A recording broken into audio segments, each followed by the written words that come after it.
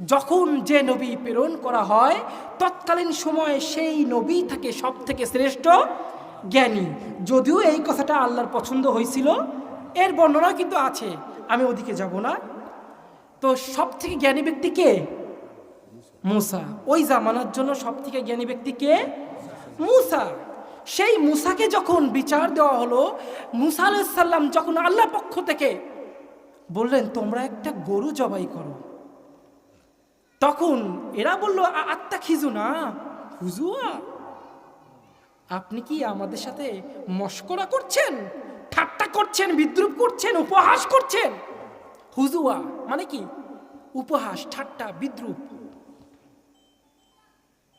মূলত এটা বলেই তারা নবীর ফয়সালার উপর, আল্লাহর ফয়সালার উপর আঙ্গুল তুলল, ঠিক কিনা? এই কাহিনী শানে নুজুলের মধ্যে আরো একটা নুজুল হচ্ছে। এটা কেন নাজিল হয়েছে এই কাহিনী? শুধু গরুর কাহিনী শোনানোর জন্য না বাবা। আমার আল্লাহর আদেশকে অমান্য করলে আল্লাহ তাআলা সেই নিয়ম কানুনকে অনেক কঠিন করে দেয়, ঠিক কিনা? মূলত এইটাই, তাদেরকে একটা গরু জবাই করার কথা বলা হয়েছে, তারা যে কোনো একটা গরু জবাই করলে হয়ে যেত। কিন্তু এখানে প্রথমে তারা নবীর উপর কি করলো? সন্দেহ পোষণ করলো, বলল আপনি কি আমাদের সাথে ঠাট্টা করছেন? এবার নবীজি খুব বিব্রত অবস্থায় পড়ে গেলেন। তিনি বিব্রত হয়ে বলছেন কলা, কে বলছেন? মূসা আলাইহিস সালাম বলছেন আউযু বিল্লাহ, আমি আল্লাহর কাছে আশ্রয় প্রার্থনা করছি। আমি আল্লাহর কাছে আশ্রয় প্রার্থনা করছি। কেন আশ্রয় চাচ্ছি? আন আকুনা মিনাল জাহিলিন, আমি মূর্খদের দলভুক্ত হওয়ার থেকে আল্লাহর কাছে কি চাচ্ছি? আশ্রয় প্রার্থনা করছি। আমি মূর্খ নয়, আমি তো আল্লাহর প্রেরিত রাসূল, ঠিক কিনা? আমি এমন কোনো কথা বলতে পারি না যেই কথা জাহেলদের অন্তর্ভুক্ত হয়, ঠিক কিনা মুসলমান? তাই নবীরা যে কথা বলবে সেই কথা বিনা বাক্যে বিশ্বাস করাই হচ্ছে ঈমানের প্রথম শর্ত। আমি কি ভুল কথা বললাম? এইটার শিক্ষাই দেওয়া হচ্ছে এই তাফসিরে। এরপর নবী যখন এই কথা হুঙ্কার ছেড়ে বললেন যে আমি ঠাট্টা বিদ্রুপ করি নাই, আমি মূর্খদের অন্তর্ভুক্ত নই, আমি এই জামানার শ্রেষ্ঠ জ্ঞানী, যদিও এই কথাগুলো বলছে না, আমি এইগুলো আপনাদেরকে রূপক অর্থে ব্যবহার করে শোনাচ্ছি। তাফসিরে রূপক অর্থ ব্যবহার করতে হয়, ঠিক কিনা বলেন? এটা জনগণের বোঝানোর স্বার্থে। আর আমি তাফসির করছি তাফসিরে আনোয়ারুল কোরআন, এটা দর্শী কিতাব। যদি অন্য কোনো কিতাব থেকে পড়তাম তাহলে আরো বিস্তারিত পেতাম। খারাপ লাগছে বাবা? এরকম হুঙ্কার ছেড়ে বলার পরে মূসা আলাইহিস সালামের কওমরা আবার সন্দেহ পোষণ করে একটু জাস্টিফিকেশন করার জন্য বলল ঠিক আছে, আপনি তাহলে আপনার রবের কাছে বলুন, আমাদের জন্য দোয়া করুন সেই গরুটা কেমন হবে। কলু দুআনা রব্বাকা ইউবাইয়িন লানা মাহি। মূসার গোত্র যারা, তারা বলল আপনি আপনার রবের কাছে দোয়া করুন আমাদের জন্য, তিনি যেন বলে দেন যে এই গরুটা মূলত কেমন হবে।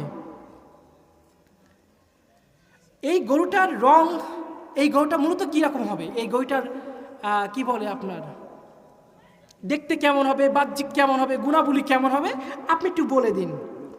কলা ইন্নাহু ইয়াকুলু ইন্নাহা বাকরা।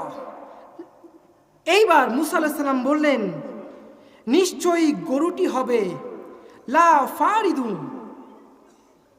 ওয়ালা বিকরুন আওয়ানুম বাইনা জালিক। পানি দেওয়া যায় আমাকে? বাবা খারাপ লাগছে? কষ্ট হচ্ছে মনে হয় আপনাদের, না?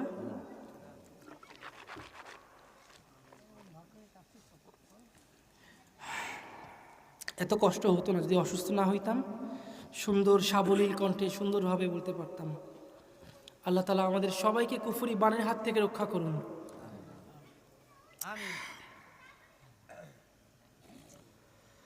আল্লাহ। এবার তারা বলছেন কলু কওমরা বলল, কলুদু ওলানা, আপনি আপনার রবের কাছে প্রার্থনা করুন আমাদের জন্য, ইউবাইয়িল্লানা, তিনি যেন আমাদেরকে বলে দেন, মাহি, মূলত এই গরুটার কি কি গুণ হবে, কি কি গুণ বিশিষ্ট হতে হবে। তাহলে সুগার লো করছে, তো সুগার লোটাই হবে। কলা, মুসা বললেন, ইন্নাহু ইয়াকুলু, আল্লাহ তাআলা বলছেন। কে বলছেন? এইবার আল্লাহ তাআলা শর্ত জুড়ে দিছে। এতক্ষণ তো কোনো শর্ত দেয় নাই, তোমরা যে কোনো একটা গরু যদি জবাই দিতা, আজকের এই মার্ডার কেসের আসামিকে তোমরা ধরতে পারতা। কিন্তু তোমরা যেহেতু আমার সিদ্ধান্তের উপর প্রশ্ন তুলেছ, এবার আমি এমন এমন আজব আজব নিদর্শন দেব তোমাদের, তোমরা খুঁজে বের করো। কি করো? খুঁজে বের করো। এবার আল্লাহ তাআলা বলছেন, ইন্নাহা বাকরা, সেই গরুটি এমন হবে, লা ফারিদুন ওয়ালা বিকরুন, যা একেবারে বৃদ্ধ হবে না, আবার একেবারে শিশুও হবে না।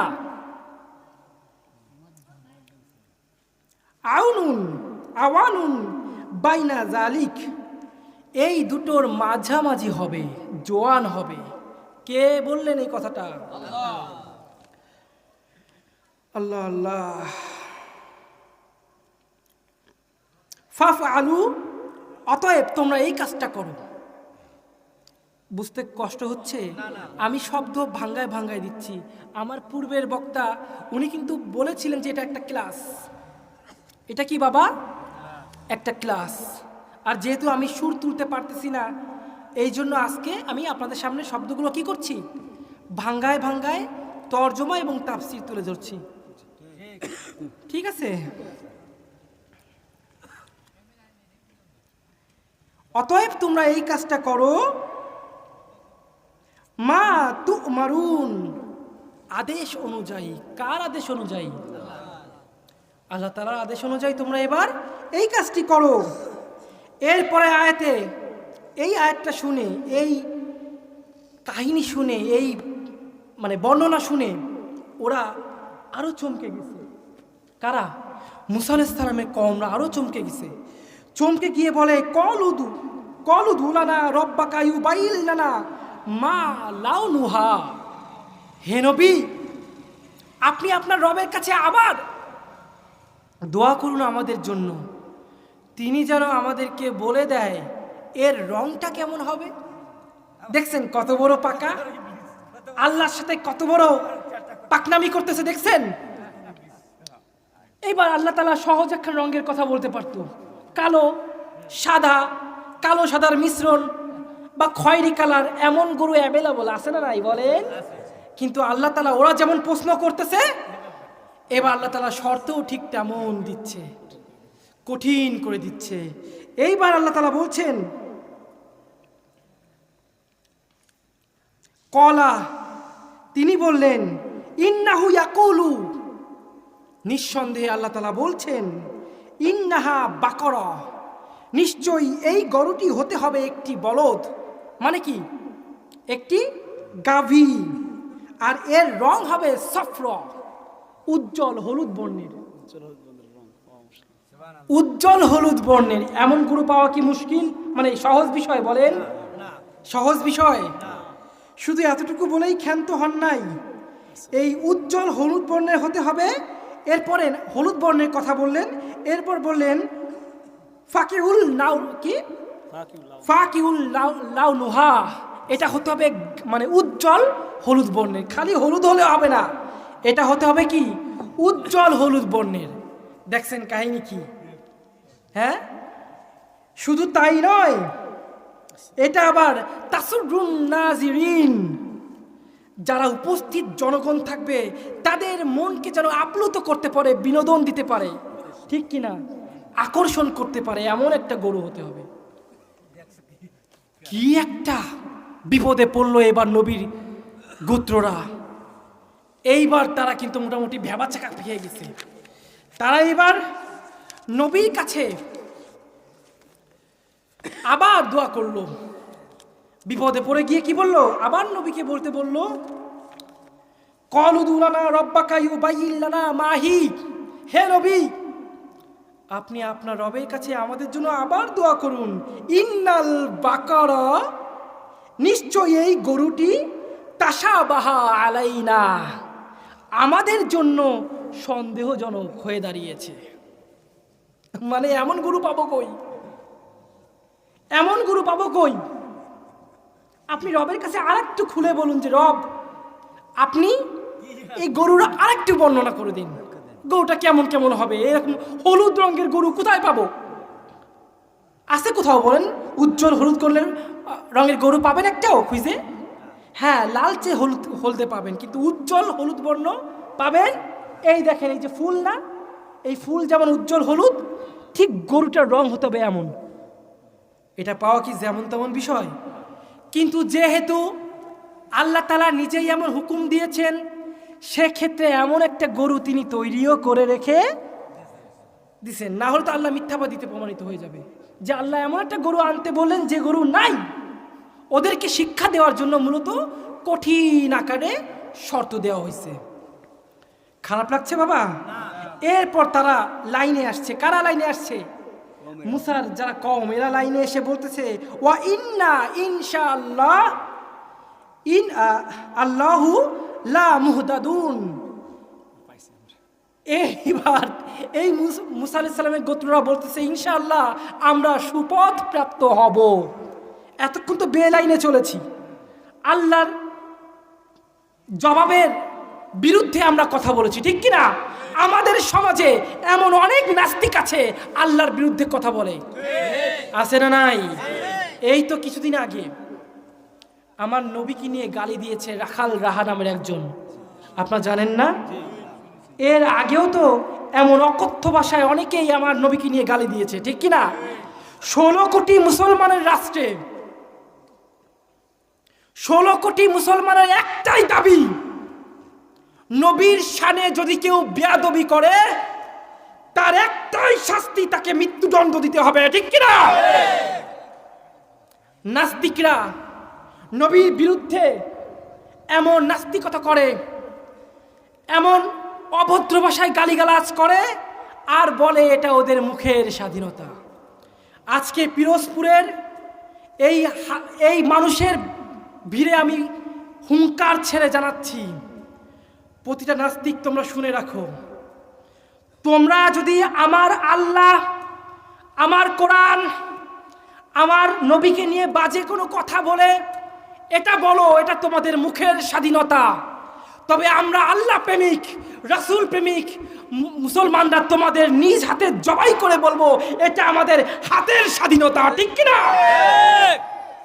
আমি সরকারকে বলবো, সময় থাকতে পার্লামেন্টে এই রুলস জারি করুন, ইসলামের সাথে যদি কেউ বেয়াদবি করে তবে তার শাস্তি হবে কি? জোরে বলুন, একমাত্র শাস্তি কি হবে? আর যদি তা না হয় তবে এই দেশের জনগণ আইনকে নিজের হাতে তুলে নিতে বাধ্য হবে, ঠিক কিনা?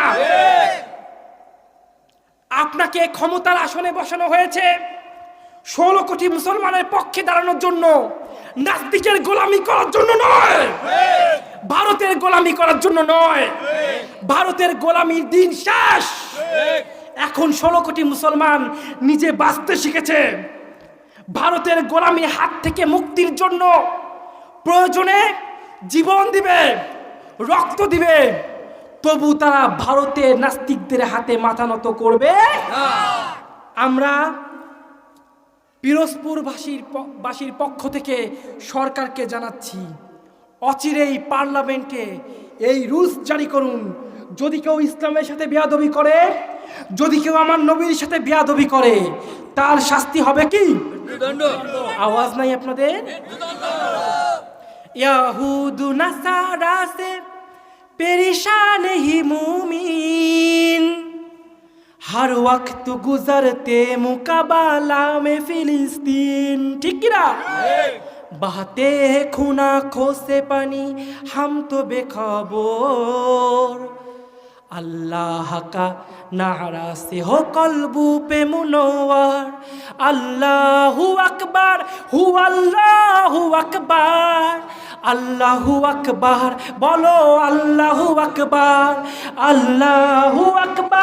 হু আল্লাহু আকবার, আল্লাহু আকবার, বলো আল্লাহু আকবার, তাকবীর হো তাকবীর, জোরে হবে তাকবীর, তাকবীর হো তাকবীর, আল্লাহ তাআলা আমাদের সবাইকে কবুল করুন। এইবার সারেন্ডার করে নবীজির কওমরা নবীজিকে বলল, আপনি আরো একবার দোয়া করুন আমাদের জন্য, কারণ এই গরুটা কেমন একটা তাসাবাহা, কেমন যেন একটা সন্দেহপূর্ণ, আমরা এমন গরু পাবো কোথায়? আপনি আপনার রবের কাছে দোয়া করুন, আমরা নিশ্চয়ই ইনশাআল্লাহ আমরা নিশ্চয়ই সুপথ প্রাপ্ত হব। এরপরে আল্লাহ তাআলা বলছেন, কলা ইন্নাহু ইয়াকুলু ইন্নাহা বাকরা। আল্লাহ তাআলার পক্ষ থেকে নবী আবার বলছেন, নিশ্চয়ই এই গরুটি হবে লা জালুলুন, লা জালুলুন তুশিরুল আউদ। এই গরুটা হবে যাকে দিয়ে জমি চাষ করা হয় নাই। এই গরুটা কি হবে বাবা? জমি চাষ করা হয় নাই, এটা এমন একটা গরু হতে হবে। ওয়ালা তাসকিল হার্স, এবং এই গরুটা দিয়ে পানি সেচ করা হয়নি জমিতে। আপনাদের এলাকায় করে নাকি? এলাকায় করে না, উত্তরবঙ্গের দিকে আসে। আর লাঙ্গল দিয়ে গরু চাষ করেন না? এখন করেন, এখন ট্রাক্টর চলে আসছে না? গরুরা প্রাণে বাঁচছে। হিন্দুরা এতে অনেক খুশি, তাদের ভগবান রেহাই পাইছে। হ্যাঁ, ভারতের কাহিনী শুনলে তো আপনারা হাসবেন না কাঁদবেন, নাকি পাগল হয়ে পাগলাগারদে ভর্তি হবেন সেটাই বুঝবেন না। ওই দেশে এখন দুধের কেজি 35 টাকা, আর গরুর মুতের কেজি 86 টাকা।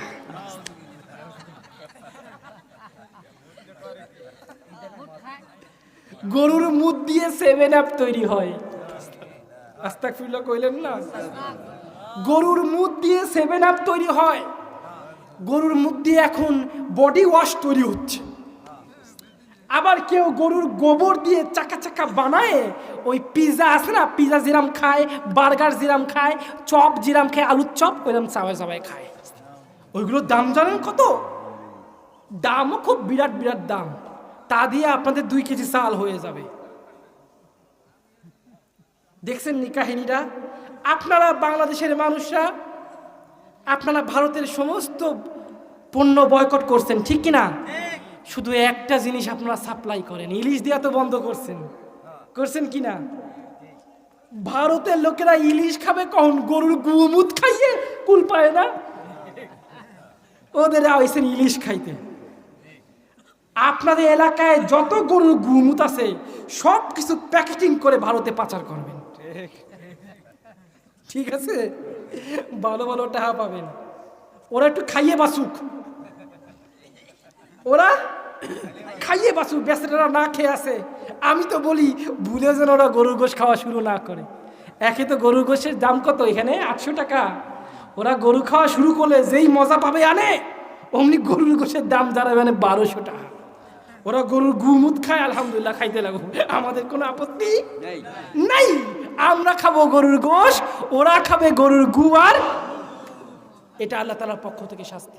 ঠিক, এটা আল্লাহ তাআলার পক্ষ থেকে কি শাস্তি? খারাপ লাগছে নাকি?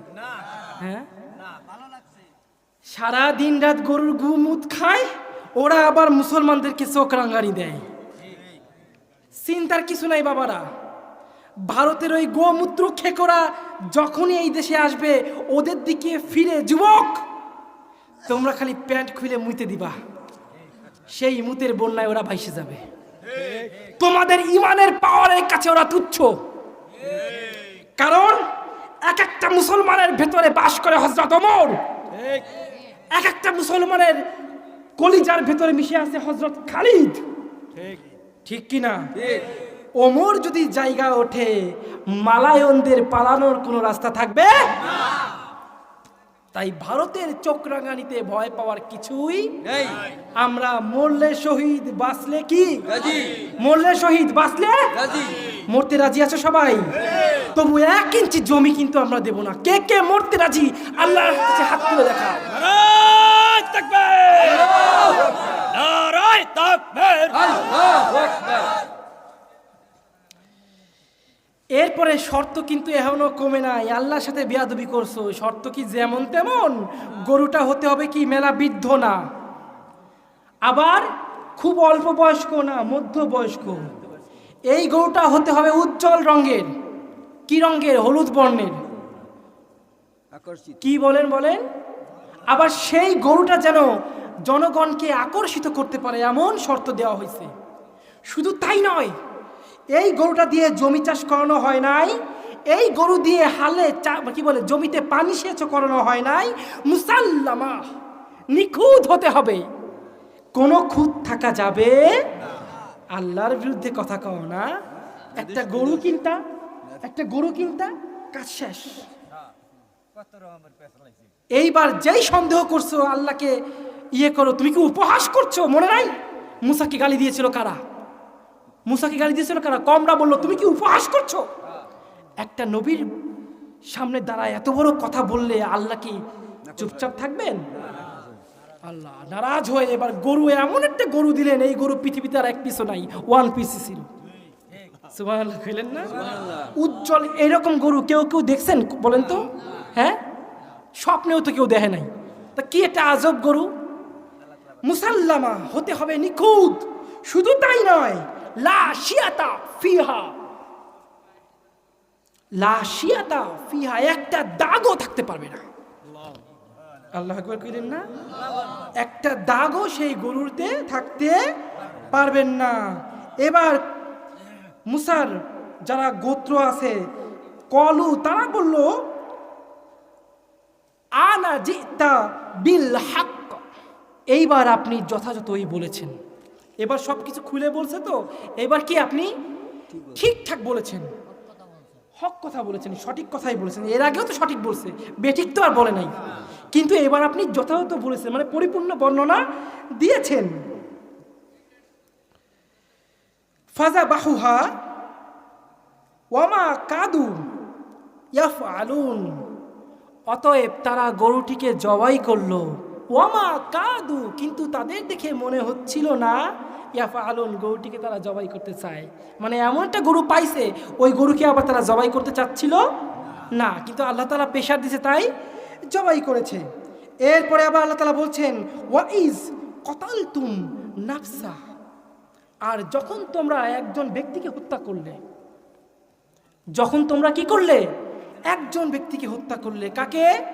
ওই যে চাচাকে আমি শুরুতে তাফসীর করেছিলাম না, কে হত্যা করেছিল?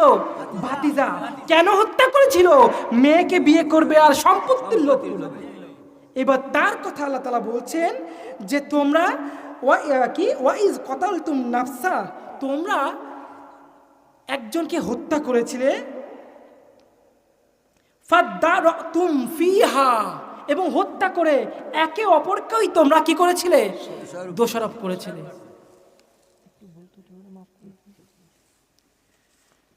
ওনার কানে কানে বললাম একটু ভুল ত্রুটি হলে মাফ করে দিন, আমি অক্ষর দেখতে পাচ্ছি না।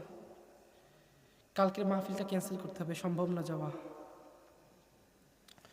আল্লাহু আকবার। হ্যাঁ, তবুও নিজের দাবি ছাড়বেন না। মজা লাগতেছে? আমি তো সুর দিচ্ছি না তেমন। ভালো লাগছে কার কার? হাত তোলেন তো। আমি যদি আরো 2 ঘন্টা বয়ান টানি, থাকবেন কে কে? হাত তোলেন। আরে কেবল তো গরুর কাহিনী শুনে এত মজা, আর গরুরে যে পূজা করতো এর কাহিনী শুনবেন না? ওইটা তো আরো মজা। ওইটা কি আরো মজা। কেবল তো ভগবানের কাহিনী শুনতেছেন, ভগবান তো আমি ছিলাম ব্রাহ্মণ, আমার কাহিনী শুনবেন না? ওটা তো আরো মজা। গরুর পিত্তি চাটকাই দিবানি দেখে। আল্লাহ তো গরুর বর্ণনা দিছে, আমিও দিচ্ছি গরুর বর্ণনা। দাঁড়ান, আর একটা আয়াত শেষ করিনি, এবার গরুর বর্ণনা আমি দিচ্ছি। হিন্দু ভাইরা খুব বিপদে পড়ে আছে। আরে কেন এই তাফসিরটা দিল হুজুরে? গরুই দেওয়া লাগলো। গরু তো আমাদের ভগবান, গরু তো আমাদের ভগবান। আজকে তাফসিরটা ভগবানরা একদম শেষ করে দিল। সম্ভব বলেন? একটা গরু কি ভগবান হওয়ার যোগ্যতা রাখে? পৃথিবীর সৃষ্টিকর্তা কে?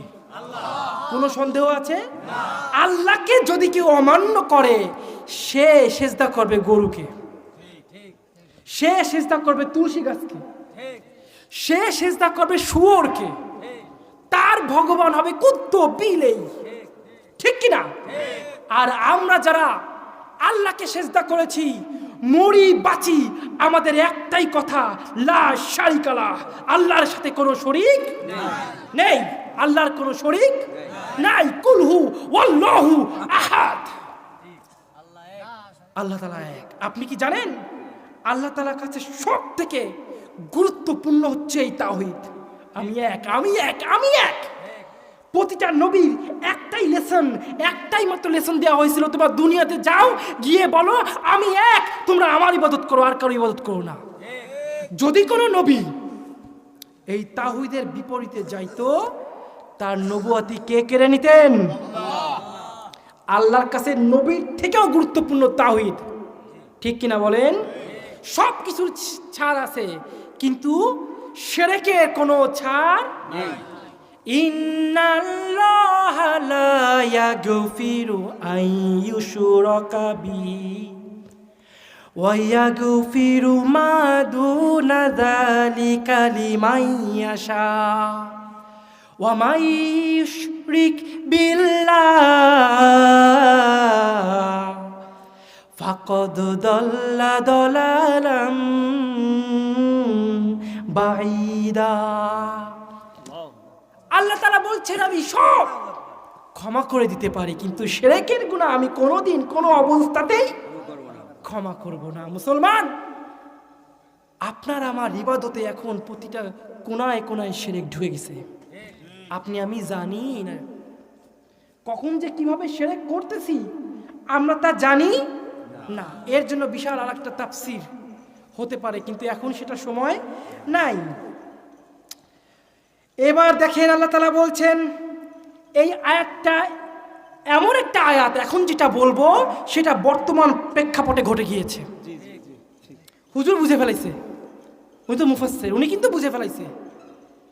এইবারে আয়াতে আল্লাহ তাআলা বলছেন, ওয়াল্লাহু মুখরিজুম মা কুনতুম তা'মালুন।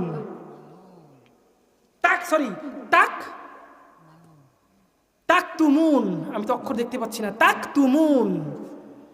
আর তোমরা যেটাকে গোপন করতে চেয়েছিলে, আল্লাহ যদি চায় সেটাকে প্রকাশ করতে, তবে কারো ক্ষমতা নাই সেটাকে গোপন করা। ঠিক কিনা? আয়না ঘর গোপন ছিল, প্রকাশ হইছে না।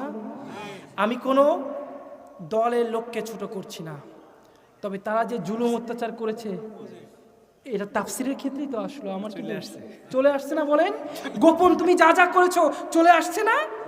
হ্যাঁ, গোপন কি কি করেছিলে? ওই আয়না ঘরে কাকে কে তুমি হত্যা করেছিলে? চলে আসলো কিনা এই আয়াতে? এই আয়াতে চলে আসছে কিনা? আমি যে বললাম তোমরা যা গোপন করতে চেয়েছিলে সব প্রকাশ আল্লাহ তাআলা যদি চান করে দিবেন, এটার বাস্তব উদাহরণ এখন না। বলবেন আমি রাজনীতি করি। আমি কিন্তু আবারও বলতেছি, আওয়ামী লীগ করলেই সে খারাপ না। এমন অনেক আওয়ামী লীগ আছে যারা অনেক মসজিদ মাদ্রাসা চালায়, আপনাদের কাঁধে কাঁধ দিয়ে তারা চলাফেরা করেছে, আছে না নাই? কোনো জুলুম করে নাই, কোনো অত্যাচার করে নাই, আছে না নাই? কিন্তু তারা আজকে সমাজে অবহেলিত কেন জানেন? ওই দলটা করত।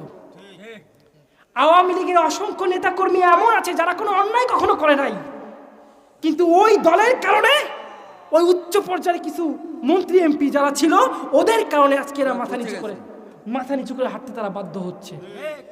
আমি একটা কথা বলি, আমার কথা রাখবেন। আপনার এলাকার কোনো আওয়ামী লীগ যদি কোনো অন্যায় না করে, তাকে ক্ষমা করবেন তো ইনশাল্লাহ? সে আওয়ামী লীগ করতো ভুল বুঝে, তারা তো প্রকাশ করে নাই, এখন তো সব প্রকাশ হয়েছে। এখন তো সব প্রকাশ হয়েছে, আগে তো তারা প্রকাশ হয়নি। তো যে ব্যক্তি আওয়ামী লীগ করতো, সে কি বুঝতে পারছিল ওই দলটা খারাপ? এই যে এখন আল্লাহ তাআলা বলছেন যে আমি আল্লাহ যদি চাই প্রকাশ করতে, তোমরা তা গোপন করতে পারবা না। কষ্ট পাচ্ছেন বাবা? তাই আমরা কোনো দলের কারণে কোনো মানুষকে ছোট করে দেখব না। যদি কেউ অন্যায় করে অবশ্যই আল্লাহ তাআলার পক্ষ থেকে সে শাস্তি পাবে, ঠিক কি না? এবার এখানে আল্লাহ তাআলা সর্বশেষ যে আয়াতটা বলছেন,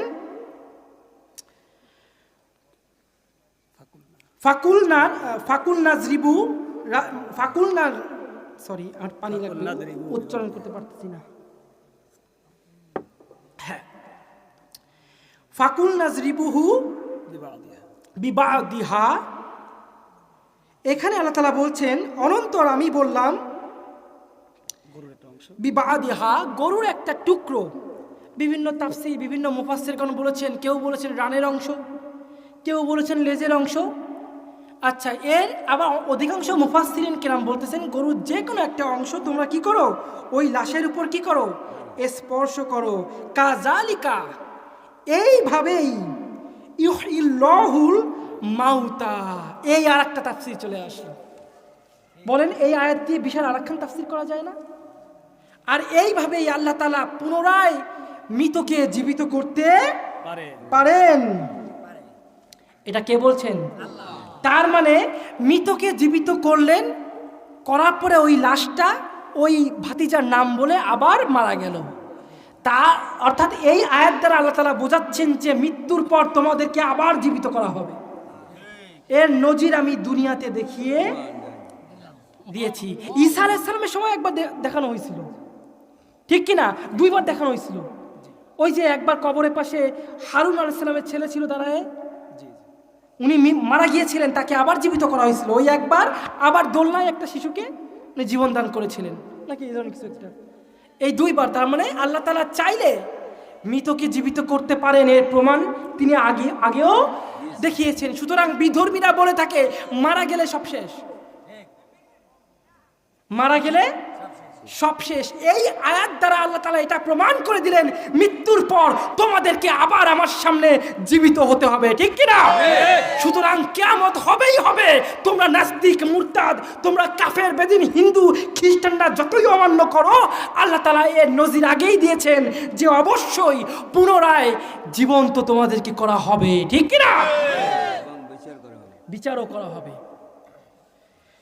অবশেষে আল্লাহ তাআলা বলছেন ওয়া ইউরিকুম, এই আশায় আল্লাহ তাআলা এইরকম আয়াতিহি নিদর্শনগুলো দেখায় থাকেন। কেন দেখান? লাআল্লাকুম তাকিলুন, যাতে তোমরা সত্য উপলব্ধি করতে পারো, বুদ্ধি প্রয়োগ করতে পারো। তাহলে বুঝলেন এই গরুর যে কাহিনীটা আল্লাহ তাআলা দিয়েছেন, এর মূলত তিনটা কারণ। এক হচ্ছে নবীর সাথে আল্লাহর মানে কি বলে আল্লাহর যে হুকুম, সেই হুকুমের অবাধ্যতা করার কারণে কেমন গরুর হুকুম আল্লাহ তাআলা দিল, এই হচ্ছে এক। এর দ্বারা আল্লাহ তাআলা তার নবীকে অর্থাৎ মুহাম্মদ সাল্লাল্লাহু আলাইহি ওয়াসাল্লাম তার উম্মতদেরকে বোঝানো হচ্ছে তোমরা নবীর হুকুমের বাইরে যাবা না। যদি বাইরে যাও তোমাদের জন্য নিয়ম কানুন কিন্তু এমন কঠিন করে দেওয়া হবে, ঠিক কিনা?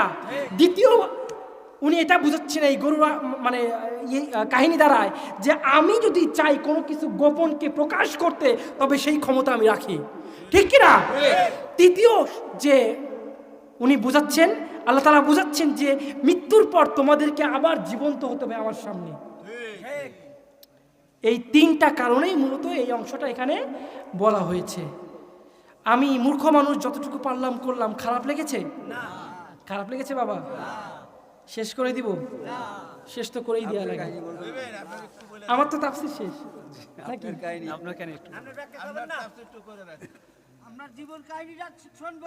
কতক্ষণ হয়েছে দেখো তো, কতক্ষণ হয়েছে? জীবন কাহিনী শুনবেন? আগে লোভ দিয়ে রাখছি না, আগে লোভ লাগাই দিছি না। 1.5 ঘন্টা হয়ে গেছে। 3 ঘন্টা তো হওয়ার কথা। হ্যাঁ, 3 ঘন্টার কথা না। আমি সুস্থ থাকলে 4 ঘন্টা করতাম। আচ্ছা, সুবহানাল্লাহ কইলেন? আল্লাহ আপনাকে তৌফিক দান করুক। আমিন।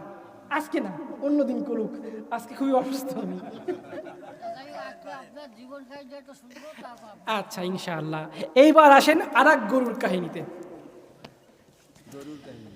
আমি আপনাদের সামনে একটা আয়াত পড়েছি, যেই আয়াতে আল্লাহ তাআলা বলছেন যে তোমরা হে ঈমানদারগণ, তোমাদেরকে একটা ব্যবসার কথা বলি, যে ব্যবসাটি করলে তোমরা জাহান্নামের লেলিহান আগুনের হাত থেকে মুক্তি পাবে।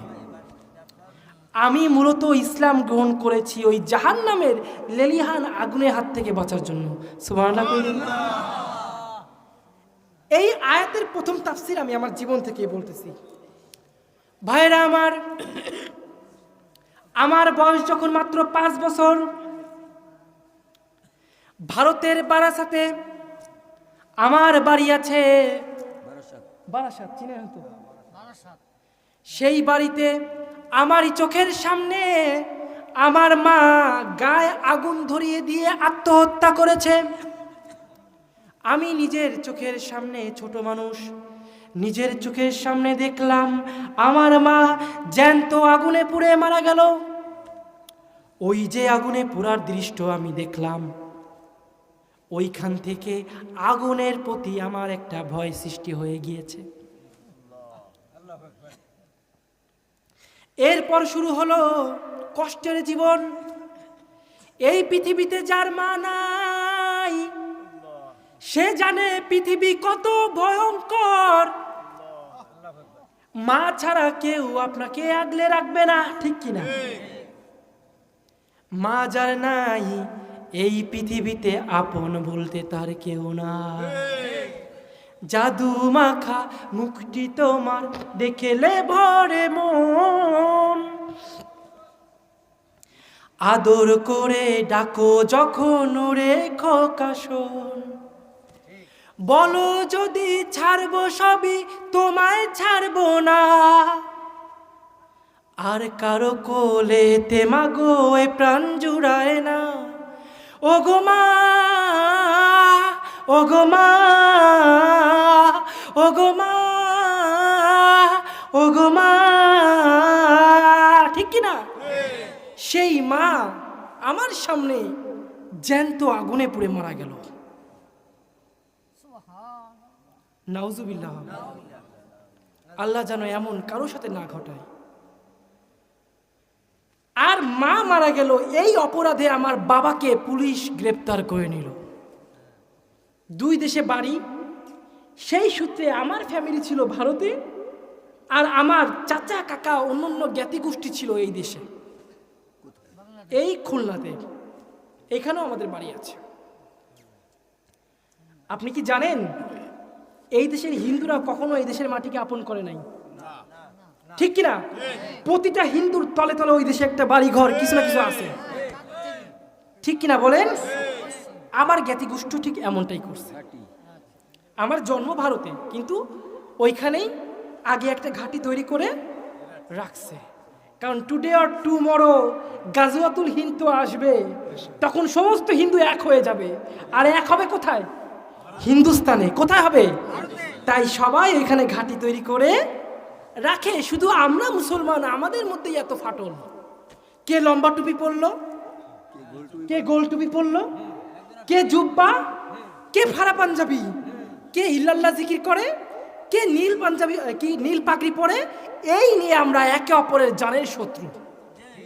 অথচ এই কোরআন ছুঁয়ে কসম করে বলছি, কিয়ামতের মাঠে এইসব নিয়ে কোনো প্রশ্নই আল্লাহ করবে না। কিয়ামতের মাঠে আল্লাহ চাইবে যত সংক্ষিপ্ত করা হয়, যত সংক্ষিপ্ত বিচার করা যায়। আপনি কখন কোন পাদ মারলেন, ওযু করছেন কিনা, এর হিসাব আল্লাহ তাআলা নেবে না। কিন্তু আমরা এখন অবস্থায় এমন, আমরা হাইগে পানি নিই না, কিন্তু পাদলে ওযু করে আসি। খারাপ লাগে? মুসলমান দুটো পায়ে ধরে আমি আপনাদের কাছে মিনতি করছি, ছোটখাটো বিষয় নিয়ে আর একে অপরের শত্রু আমরা হব না। আমরা সব মুসলমান, এক নবীর উম্মত। এটাই হচ্ছে আমাদের বড় পরিচয়। আমি হিন্দুর ছেলে, আমার বাবা মা তো আমার রক্তের বাঁধন, তা সত্ত্বেও তারা আমার সঙ্গে যা করলো, আপনি তো মুসলমান, তাদের চিরশত্রু, আপনার সঙ্গে তারা কি করতে পারে চিন্তা করে দেখেন তো। ওই আয়না ঘর এমনি এমনি সৃষ্টি হয় নাই, ওইখান থেকে সৃষ্টি করানো হয়েছে ভারতের তরফ থেকে। কাকা বোঝেন, ঠিক কিনা বলেন? তার মানে ওরা কখনো আমাদের বন্ধু হবে না, ওরা আমাদের সারা জীবনই শত্রু। তবে একটা জিনিস ভাবনার বিষয়, আমরা মুসলমান বাপমারা আমাদের সন্তান নামাজ না পড়লে তারা কিছু কই না, অথচ হিন্দু খ্রিস্টান মুসলমান ইহুদি ওরা যদি ওদের ধর্ম ছেড়ে দেয় তাহলে কি অবস্থা করে দেখেন।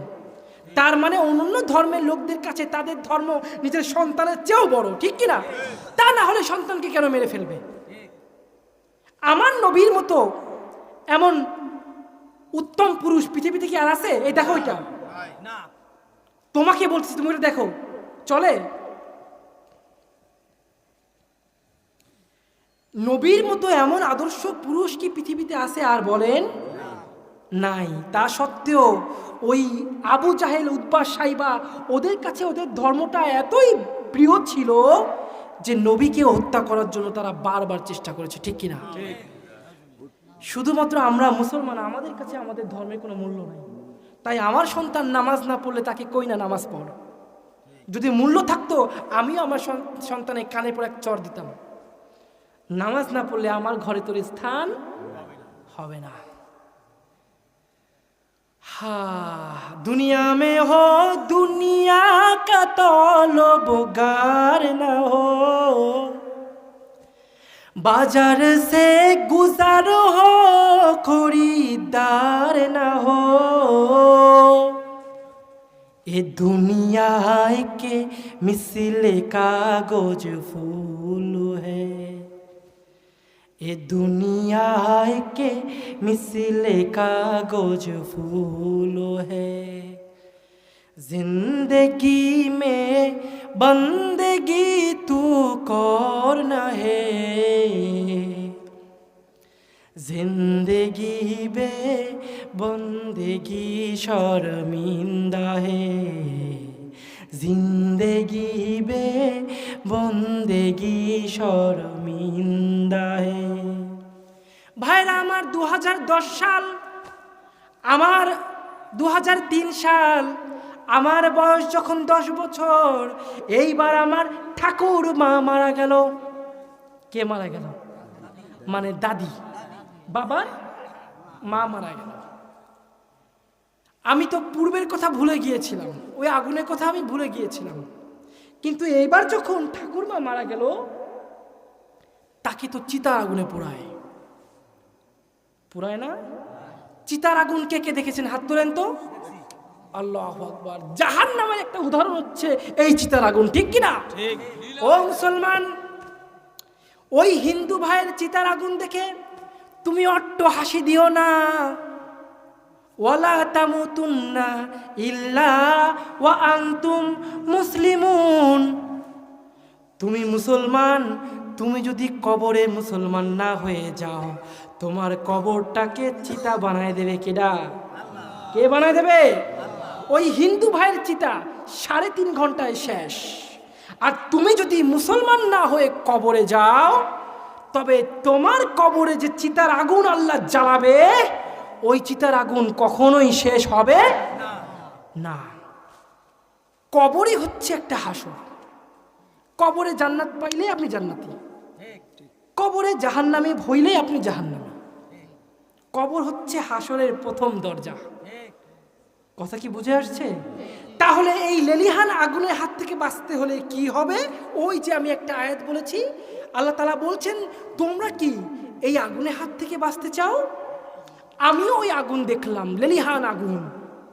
এখন ছোট মানুষ আমি, এই আগুনের হাত থেকে বাঁচার জন্য এবার আমি আপ্রাণ চেষ্টা করতে লাগলাম।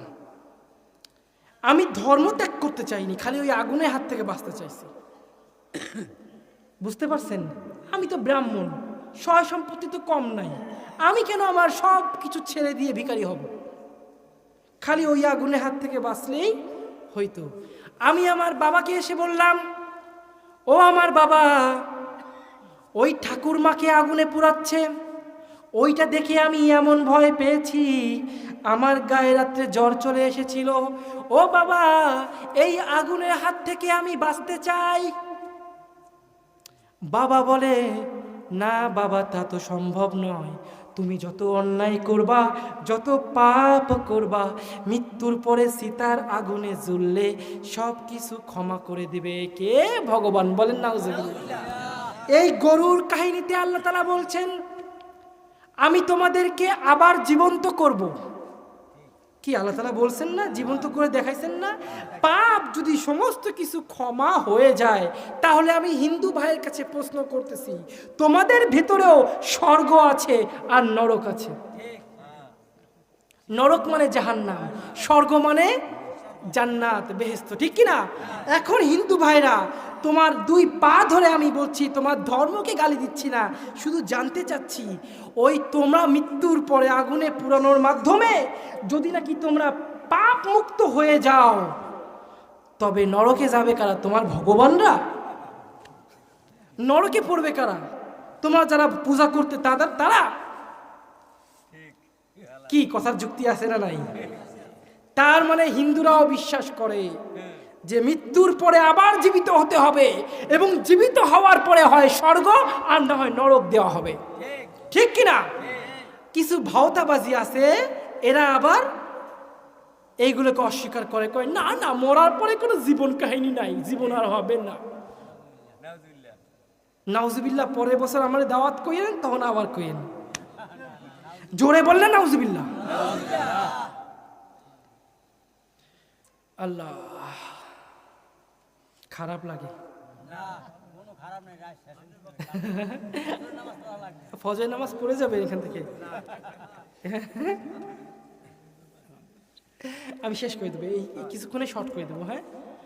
আচ্ছা, তবে অনেকে বলে রাত জেগে ওয়াজ শুনলে মানুষ নামাজ পড়তে পারে না, এটা ভুল কথা। যে নামাজ পড়বে সে নামাজের 1 ঘন্টা আগে ঘুমালেও সে নামাজ পড়বে, ঠিক কি না? আর যে নামাজ পড়বে না সে এশার পরে ঘুমালেও নামাজ পড়বে না, ঠিক না? এইসব ভাওতাবাজি কথা বলে কোরআনের মাহফিলকে শর্ট করে দেওয়া হচ্ছে।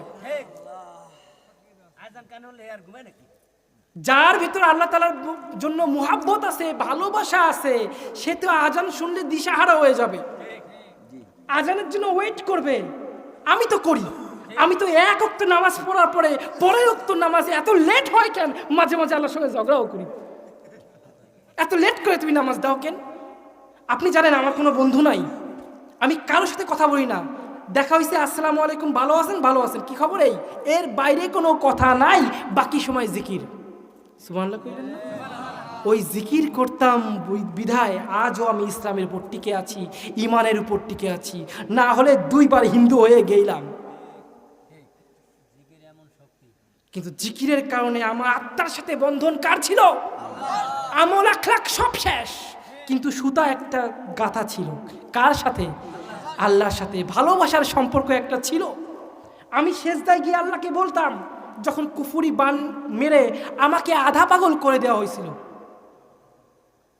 আপনি জানলে হয়তো অবাক হয়ে যাবেন, এমনও দিন গেছে দিনের পর দিন গোসল নাই, খাওয়া নাই, ঘুম নাই, একা একা হাইটে বেড়াচ্ছি, ফরজ গোসল হয়ে গেছে, গোসল নাই। কুফুরি বান মাইরে এমন আধা পাগল করছিল, কিন্তু ওই মুহূর্তেও জিকির আল্লাহ তাআলা মুখে জারি করে দিয়েছিল। এই জিকির যদি আল্লাহ আমাকে না দিত, আমি আজ পাগল হয়ে রাস্তায় ঘুরে বেড়াতাম, 100% শিওর। এই কোরআন ছুঁয়ে বলছি, 1 ইঞ্চি কথা, 1 বিন্দু পরিমাণ কথা মিথ্যা বলছি না।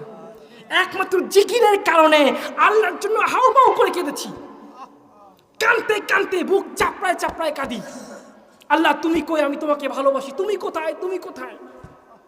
আল্লাহকে স্লোগান দিয়ে বলি, আমার প্রতিটা রক্ত বিন্দু তোমার জন্য স্লোগান দেয়, হে আল্লাহ তোমার জন্য আমার জীবন, আমার মরণ, আমার ভবিষ্যৎ, আমার অতীত, আমার সন্তান, আমার বউ, আমার বাচ্চা, আমার সহায় সম্পত্তি সব কিছু কুরবান।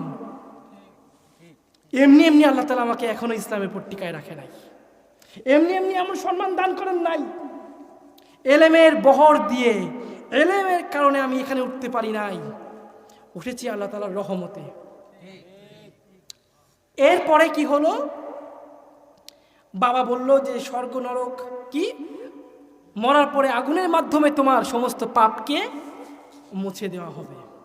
এইটা শুনে আমার কাছে ভালো লাগলো, যাক সারা জীবন পাপ করব আর আগুনে পুরার মাধ্যমে যদি মাপ হয়, তা এর চেয়ে ভালো আর কি হইতে পারে। ও আমার বাবারা, এই চিন্তা করে আমি ওই রাত্রে ঘুমিয়ে পড়ি। কিছুক্ষণ আগে আমি আমার ঠাকুর মাকে আগুনে পুড়ায় আইছি। চার্জ কতক্ষণ আছে?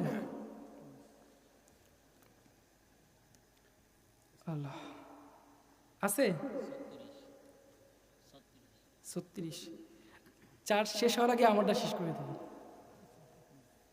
আল্লাহ, ভাইরা আমার, ওই রাত্রে স্বপ্নে দেখলাম বিশাল একটা জঙ্গল, ওই জঙ্গলের মধ্যে একটা আওয়াজ আসতেছে, এইরকম আওয়াজ কিন্তু কিছু কিছু মাজারে গেলে শোনা যায়। আছে না নাই? আছে না নাই? আমি স্বপ্নে দেখি, ওই আওয়াজ শুনে আমি স্বপ্নে দেখতেছি যে যেখানে আওয়াজ কি বলছেন আপনি? জঙ্গলে। আপনি কি বলতেছেন? শুনি নাই, জোরে বলেন।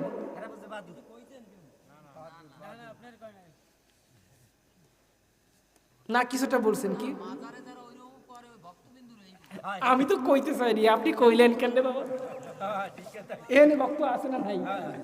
আমরা কাউকে আঘাত তো দেব না, কেন নামগুলো প্রকাশ করে দেন? আল্লাহ প্রকাশ করতে চাইলে সেটা প্রকাশ হবেই হবে, ঠিক কি না? হয়ে গেছে প্রকাশ। যাই হোক, আমি এবার স্বপ্নে দেখতেছি যে ওই যে আওয়াজটা হচ্ছে, আমি ওদিকে যাচ্ছি। আমার গায়ে সাদা একটা পোশাক পরা, অনেকটা কাফনের কাপড়ের মতো।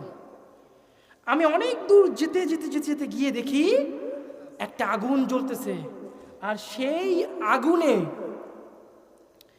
চারিদিকে কয়েকজন লোক ওই নাচ গান করতেছে আর ওরকম কেমন শব্দ করতেছে। ওই আগুনের দিকে আমি একটু ভালো করে তাকায় দেখলাম যে লাশটা পুড়তেছে ওইটা আর কারো লাশ না, ওইটা আমার নিজের লাশ। কোরআন হাতে আছে। বলেন তো, এমন স্বপ্ন দেখলে কারো মাথা ঠিক থাকে?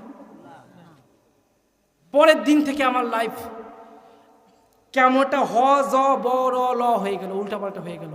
খাওয়ার ঠিক নাই, ঘুমের ঠিক নাই। ছোট মানুষ, 10 বছর বা 11 বছর বয়স, কি বুঝি আমি? ভয় তো পাইছি একদম হওয়া। বাবারে বলি, বাবা কান দেয় না। ছোট মানুষের কথা কেউ কান দেয়? ঠাকুর মশাইয়ের কাছে গেলাম, ঠাকুর মশাইয়ের কাছে গিয়ে বললাম, এই স্বপ্নে দেখছি আমি আগুনে দেখানোর পরে। এটা কি কয়? তুমি তো কনফার্ম স্বর্গে যাবা। কেমনটা লাগে? তুমি চিতায় তোমার নিজের পুরনো লাশ দেখেছো, তুমি তো কনফার্ম স্বর্গে যাবা। তুমি একটা কাজ করো, তুমি আমার কাছে দীক্ষা নাও। দীক্ষা মানে ধর্মীয় শিক্ষা নেওয়া। আমরা যেমন আলেম ওলামার কাছে সন্তানকে পাঠাই আলেম হওয়ার জন্য, মুফতি হওয়ার জন্য, হিন্দু ধর্মও আছে দীক্ষা নেওয়ার জন্য। ব্রাহ্মণরা গায়ে পৈতে দেয়, তার 5-7 দিনের মধ্যে ওই ঠাকুরমশাই আমার পৈতে দিয়ে দিল, দীক্ষা দিয়ে আমাকে ব্রাহ্মণ বানায় ফেললো। ব্রাহ্মণ খালি জন্ম হইলেই হয় না, ব্রাহ্মণ হওয়ার জন্য শর্ত লাগে। ঠিক মুসলমানও ওরকম জন্ম হইলেই মুসলমান হওয়া যায় না, মুসলমান হইতে হলে শর্ত লাগে। আর এই শর্তের কথা কিন্তু আমার ভাই শুরুতে বলে দিছে। কোরআনের প্রথম, দ্বিতীয় এবং তৃতীয় রুকুতে 3 শ্রেণীর কথা বলা হয়েছে। প্রথম শ্রেণীর কথা যাদের কথা বলা হয়েছে তারাই হচ্ছে মুসলমান, ঠিক কিনা বলেন? এইবার ঠাকুর মশাই যখন আমাকে কনফার্ম স্বর্গের ঠিকানা দিয়ে দিল, আমি তখন একটু মনে শান্তি পাইলাম। না, আমি তো স্বর্গে যাব, তা আমি কি ভালো একটা জিনিস স্বপ্ন। বাবার এসে বললাম, বাবাও মাথায় হাত বুলায়, সব বেচারা বুঝতে পারছে এই ঈশ্বরে পাইকে গেছে।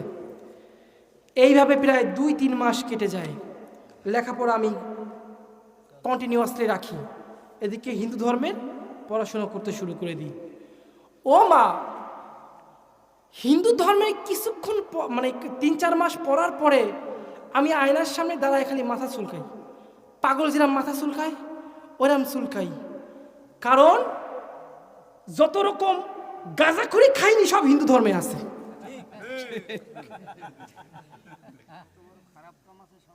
আমি এটা মাহফিল পবিত্র স্থান, এখানে অপবিত্র কথা বলা যাবে না। শুধুমাত্র এতটুকু বলি, ছেলে মাকে বিয়ে করা, মেয়ে নিজের বাপকে বিয়ে করা, তাদের সাথে খারাপ কাজ করা, তারপরে একটা মেয়ে উলঙ্গ হওয়া, ছেলে উলঙ্গ হয়ে কি সব হাবিজাবি করে না, আল্লাহ তওবা তওবা তওবা, এই সব কিছু ওদের বইতে ছবি সহ দেওয়া আছে। নাউজুবিল্লাহ কইলেন না? আচ্ছা, ওইগুলো দেখার পরে সুস্থ বিবেক যার আছে সে কি ওই ধর্মকে সঠিক বলে মনে করবে? হ্যাঁ। আর এদিকে আল্লাহ তাআলা চাচ্ছেন আমি তার ধর্মে ফিরে আসি। তিনি তো আমার মানে এই চোখ না, অন্তরের চোখ খুলে দিছে। আজকে আমি ওয়াজ মাহফিল করব, এটা আমার আল্লাহ তাআলা প্ল্যানিং ছিল। আমাকে নিয়ে টানা হেসরা হয়েছে। আমি ছোটবেলা থেকে খুব ছিলাম, পড়াশোনার পাগল ছিলাম। যখন হিন্দু ছিলাম সারাদিন হরে কৃষ্ণ হরে রাম জিকির করতাম। ওই ধর্ম অনুযায়ী তো ঠিক ছিলাম। আর এখন মুসলমান হয়েছি, সারাদিন আল্লাহ আল্লাহ জিকির করি। মানে আমি বরাবরই ধর্মের পাগল। তো আমাকে নিয়ে ইবলিস স্বয়ং নিজে খেলা খেলছে। আল্লাহ কয় না, তোর খেলা মানে সফলতা হবে না, অবশেষে সফল আমার খেলাই হবে। ঠিক কি না? 16 বছর তুমি খেলা দেখাও, সমস্যা নাই। আমি চাইলে মাত্র 1 মাসের খেলায় তোমাকে পরাস্ত করতে পারি। ভুল বললাম?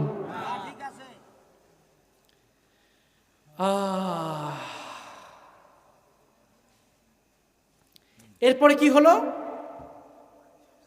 আমি দ্বিতীয়বার এবার স্বপ্নে দেখলাম, ওই যে বললাম ওই ধর্মের পড়াশুনো করে নিজেই নিজের কেমন যেন গরুর বাচ্চা মনে হতে লাগলো। গরু তো পুজো করি, গরু আমাদের কি ছিল? নাউজুবিল্লাহ বলেন, মা। গরু কি? একদিন বাবারে প্রশ্ন করলাম, দেখেন গরুর কাহিনী, এবার গরুর তাফসীর করবো হুজুর? করবো নাই? হ্যাঁ, গরুর তাফসীর যখন আজকে আমারে দিছেন, আজকে গরুর তাফসীর হবে। বাবাকে খাওয়ার টেবিলে বসে প্রশ্ন করলাম। আমি তখন অটোমেটিকলি অনেক পড়াশোনা করতেছি হিন্দু ধর্ম নিয়ে। না, তখন 11 বছর, 1 বছর হয়ে গেছে, ওই রকম 10-11 বছর এরকম, অনেক আগের তো, অতটা বয়স খেয়াল নাই। তবে আমার এখন বয়স প্রায় 32-33 হবে। দেহ তো মনে হয় 12 বছরের শিশু নাকি? চুলগুলো টুপি খুললে চুল সব পাই গিয়েছে। আল্লাহ, শোনেন কি হয়েছে? খাওয়ার টেবিলে বাবারে বললাম, বাবা। হ্যাঁ বলো। গরু আমাদের কি? গরু আমাদের মা। গরু আমাদের কি? মা। ও, এই জন্য মনে হয় গরুর পায়খানা এত পবিত্র হয়। বাবা, এই জন্যই কি পবিত্র বলে ঘর লেপো গরুর ইয়ে দিয়ে? আমাদের ঘর তো বিল্ডিং, আমাদের ঘর না, কিন্তু হিন্দুদের ঘর লেপে না গরুর ইয়ে দিয়ে? লেপে না? হ্যাঁ। তো এবার বাবা কয়, হ্যাঁ পবিত্র, এই জন্যই লেপি। এইবার আমি বাবারে বললাম, বাবা তোমার কাছে প্রশ্ন করলাম, তোমার কাছে তোমার আপন মা বেশি প্রিয় নাকি গরু মা বেশি প্রিয়? এখন বাবা চুপচাপ, মানে শিক্ষিত মানুষ তো, বুঝতে পারছে কাহিনী কোন দিক যাচ্ছে। উনি গম্ভীর কণ্ঠে বলে, জন্মদাতা মা, যে আমাকে জন্ম দিছে সেই তো প্রিয় হবে। শিক্ষিত মানুষটা খুব একটা মাইট দেয় না, আগে বোঝায় তারপরে মাইট দেয়। আমি তো জানি আমার কপালে কি আছে, কিন্তু জানতে তো হবে সঠিক জিনিসটা।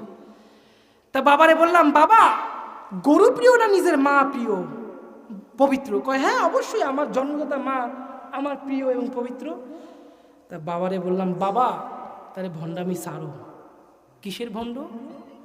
তোমার মা যদি প্রিয় হয়, আগামী কাল থেকে মায়ের পায়খানা দিয়ে ঘর লেপা, কারণ এটা আরো বেশি পবিত্র। ঠিক কিনা? ঠিক কেন হবে? পায়খানা কি পবিত্র? ওদের কাছে পবিত্র। বাবা মোটামুটি নড়ে চড়ে বইছে। বাবারে দ্বিতীয় প্রশ্ন করলাম, বাবা গরু যদি আমার মা হয়, গরুর স্বামী আছে না আইরে, আপনারা কি করেন? দামরা, দামরা তো আমার বাপ। বাবা এবার কয়, কি সমস্যা কি? আমি কই, না না, এখন তুমি এই প্রশ্ন আমারে করো যে ওই গরু বাপ আমার প্রিয় না তুমি আমার বেশি প্রিয়? তা একটা কাজ করো, আগামী কাল থেকে হাল চাষ করার জন্য আমি তোমারে নিয়ে যাব, ওই গরু কেন নেব না? ওইটাও বাপ, তুমিও বাপ, ওরা যদি আমি হাল চাষ করাতে পারি, তোমারে করালে সমস্যা কি? দুটোই তো বাপ। আর ছাগল, ছাগলের বাচ্চা হলো মাসি পিসি চাস্তো ভাই বোন। ঠিক কিনা? কুত্তো বিলাইগুলো হচ্ছে চাস্তো ভাই বোন আমাকে। নাউজুবিল্লাহ কইলেন না?